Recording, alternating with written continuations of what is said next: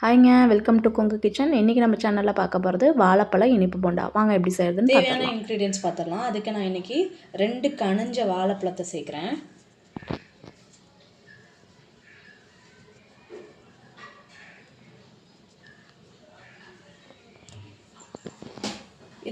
இதை வந்து நல்ல ஒரு ஃபோக் வச்சு மசிச்சு விட்டுக்கோங்க.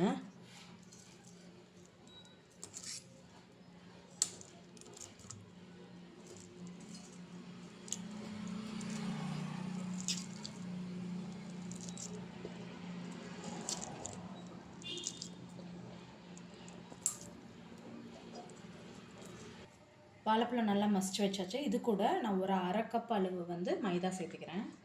நீங்கள் கோதுமை மாவு வேணும்னா கோதுமை மாவு கூட சேர்த்துக்கலாம். 1/4 கப் அளவு அரிசி மாவு, 2 டேபிள் ஸ்பூன் அளவு ரவை,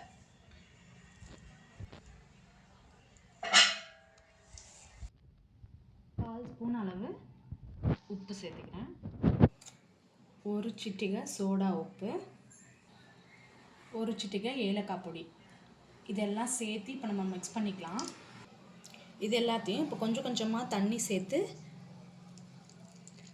மிக்ஸ் பண்ணிக்கலாம். ஃபஸ்ட்டு கொஞ்சமாக தண்ணி சேருங்க.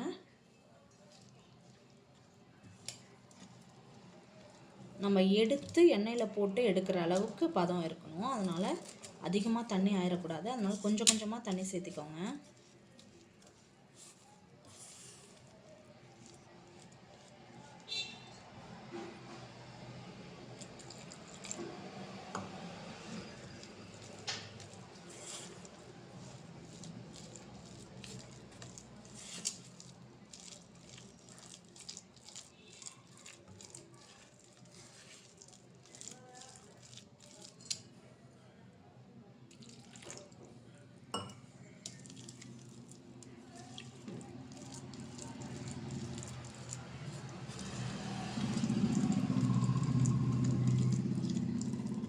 நல்லா அந்த ஸ்பேட்டுலாலேயே அந்த கொஞ்சம் கொஞ்சம் அங்கங்கே கட்டியாக இருக்கிற வாழைப்பழம் எல்லாத்தையும் மசிச்சு விட்டுக்கலாம்.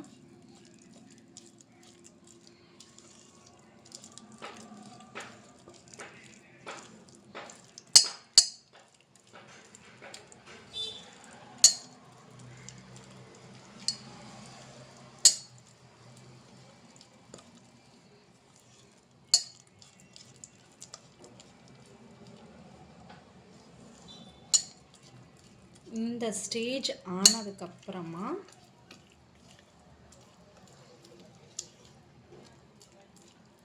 நான் எந்த கப்பில் மைதா மாவு எடுத்தனோ அதே ½ கப் வந்து சுகர் சேர்த்துக்கலாம். ஏன்னா ஆல்ரெடி வாழைப்பழமும் இனிப்பாக இருக்கும். அதே சமயம் சுகர் சேர்த்தோம்னா இன்னும் கொஞ்சம் தண்ணி விடும். அதனால் இந்த பதத்தில் வந்து சுகர் சேர்த்திக்கோங்க. இந்த கப்பில் தான் நான் மைதா மாவு எடுத்தேன். இதே கப்பில் சுகர்.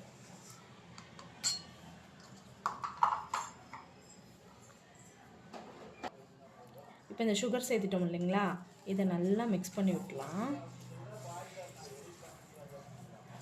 உங்களுக்கு ஸ்வீட் இன்னும் கொஞ்சம் கூட வேணும்னா அதுக்கு தகுந்த மாதிரி சுகர் நீங்கள் முன்ன பின்ன சேர்த்திக்கோங்க. எங்கள் வீட்டில் ரொம்ப திகட்ட சாப்பிட மாட்டோம். அதனால் நான் இந்த அளவுக்கு மட்டும் சுகர் சேர்த்துக்கிறேன். ஆக்சுவலாக இதுவே நல்லா இனிப்பாக தான் இருக்கும். வாழைப்பழமும் நல்லா கனிஞ்சு போட்டிருக்கங்காட்டி இதுவும் நல்லா இனிப்பாக தான் இருக்கும். ஈவினிங் டைம் பசங்க ஸ்கூல் விட்டு வந்தோடனே ஸ்நாக்ஸ் கண்டிப்பாக கேட்பாங்க. அவங்களுக்கு இது வந்து நல்ல ஒரு ரெசிபி, ஹெல்த்தியும் கூட. நீங்கள் இதை வந்து கோதுமை மாவுலேயும் செய்யலாம், மைதா மாவுக்கு பதிலாக.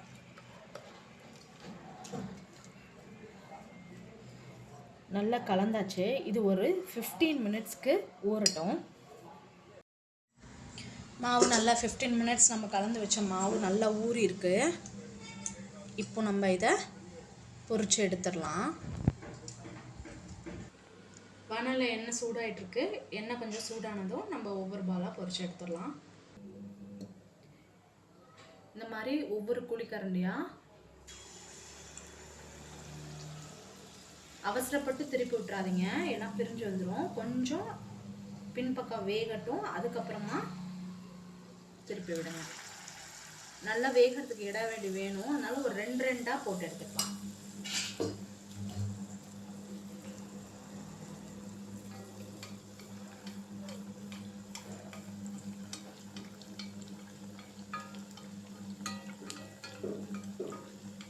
நல்லா உப்பி வருது. இந்த ஸ்டேஜில் இப்படி திருப்பி விடுங்க.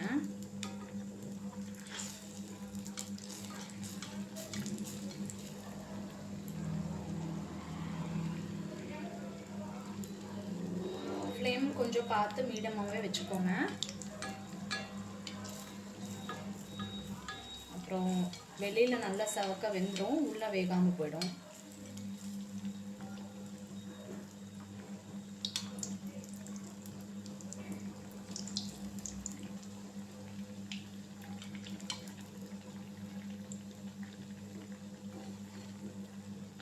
நம்ம மாவை போட்டோன்னா நம்ம டக்குன்னு கரண்டி வச்சு திருப்பி விட்டோம்னா அந்த மாவு அப்படியே அந்த வானலோட ஒட்டிக்கும், எல்லாமே நமக்கு பிரிஞ்சு போயிடும். அதனால தான் ஒரு 2 செகண்ட் கழித்து அதுக்கப்புறமா திருப்பி விடுங்க.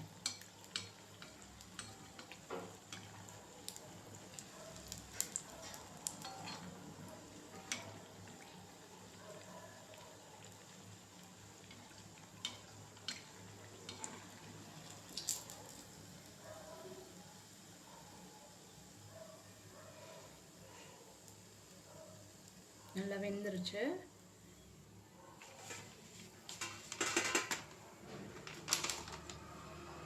இந்த மாதிரி எல்லாமே நம்ம போட்டு எடுத்துக்கலாம்.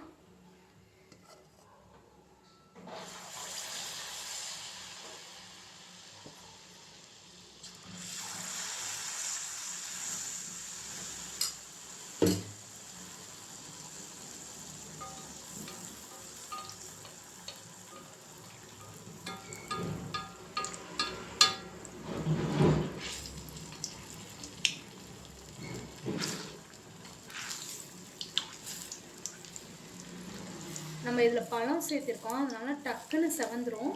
ஃப்ளேமை நல்லா குறைச்சி வச்சுக்கோங்க. நம்ம செவந்துருச்சுன்னு சொல்லிட்டு டக்குன்னு எடுத்துருவோம், ஆனால் உள்ளே வேகாமல் இருக்கும். அதனால ஃப்ளேமை நல்லா குறைச்சி வச்சுக்கோங்க.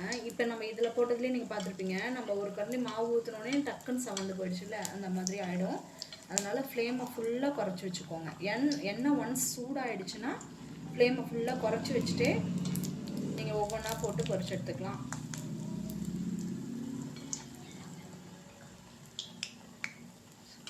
எல்லாமே நான் இதே மாதிரி பொரிச்சு எடுத்துட்டு நான் உங்களுக்கு காட்டுறேன்.